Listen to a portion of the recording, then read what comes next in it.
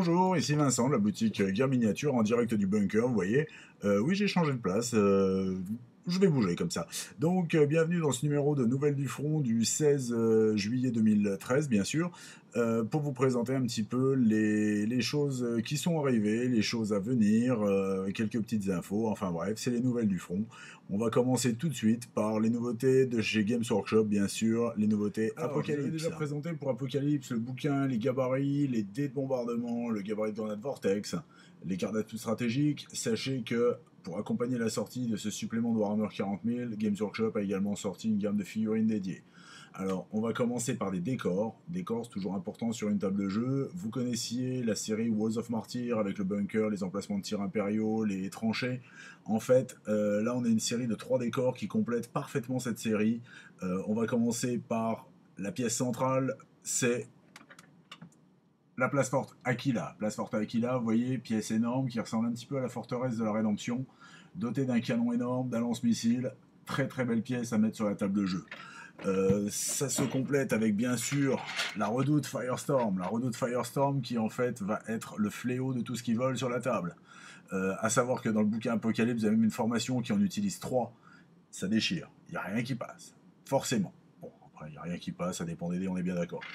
Et pour terminer, toujours quelques petites armes de défense, toujours typées Walls of Martyr. Tenez, je vous le rapproche.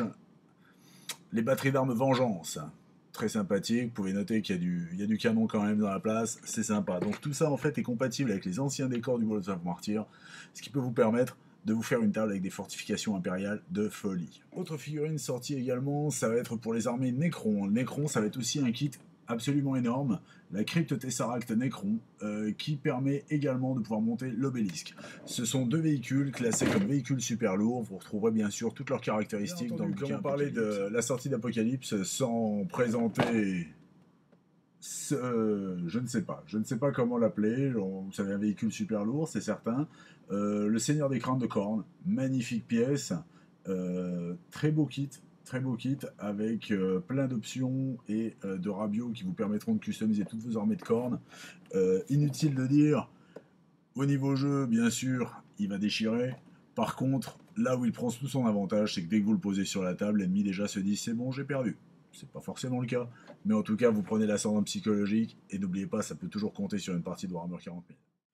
Les amateurs de jeux historiques ne seront pas oubliés en ce mois de juillet avec la sortie du supplément dédié aux armées du Japon impérial pour Bolt Action, bien sûr. Donc, supplément Bolt Action qui regroupera les listes d'armées, les différents théâtres d'opération sur lesquels l'armée impériale s'est distinguée, ainsi que, bien sûr, de nombreuses illustrations et planches en couleur qui vous permettront de pouvoir peindre vos armées. Alors, sinon, quelques petites prévisions de sortie pour la fin de cet été.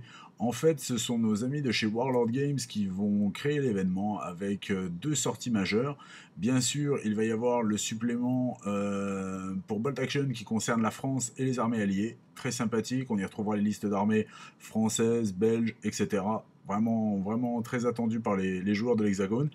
Et donc fin août vraisemblablement arrivera un second environnement de campagne pour El César qui s'appelle Britannia. Donc vous l'aurez compris bien sûr, Britannia parlera donc de l'invasion de la Bretagne par les troupes de l'Empire romain. Donc un petit supplément qui devrait ravir les amateurs de la période, le mur d'Adrien, tout ça, ce genre de petites choses. C'est vraiment, vraiment très, très cool. Sinon, Warlord Games va aussi sortir une gamme de bombes de peinture dédiées donc avec des couleurs très historiques. 3 premières références sortent en août. Il va y avoir le Feldgrau allemand, bien sûr, grand classique, qui fera gagner beaucoup de temps à tous les joueurs allemands pour peindre leurs troupes ainsi que leurs véhicules. Le British Uniform, donc c'est une nuance de brun.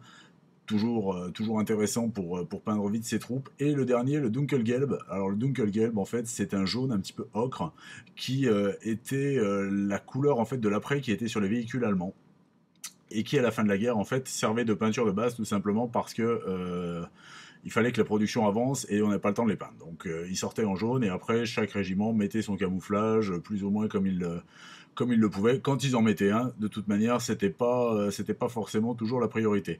Donc 3 sprays qui vont sortir, à savoir que c'est des sprays qui sont faits en collaboration avec The Army Painter. Donc on est sur de la bonne qualité, ça c'est cool. J'ai hâte de les recevoir et de les tester pour pouvoir vous en parler plus en détail. Voilà, c'était les nouvelles du front. Pour finir, un petit aparté. La boutique sera fermée du vendredi 26 au lundi 29 juillet inclus, tout simplement parce que j'ai l'insigne honneur, le plaisir de me rendre donc en Grande-Bretagne. En fait, je vais faire un petit saut du côté de Nottingham parce que le samedi 27 juillet se tient le Warlord Games Day. Donc une journée spéciale consacrée à Warlord Games et à ses jeux. Donc je pense pouvoir me munir d'un appareil qui me permettra d'enregistrer des images. On appelle ça un caméscope, absolument, de manière à vous présenter ça. Et si j'ai le temps, et je pense que je vais réussir à le trouver le temps, j'irai faire un petit saut au Warhammer World, ou pareil, je me ferai un plaisir de vous ramener un petit reportage, si tout va bien. Voilà. Sur ce, je vous souhaite une excellente semaine, plein de bons jeux, bien sûr, que les dés vous soient favorables. Allez, salut!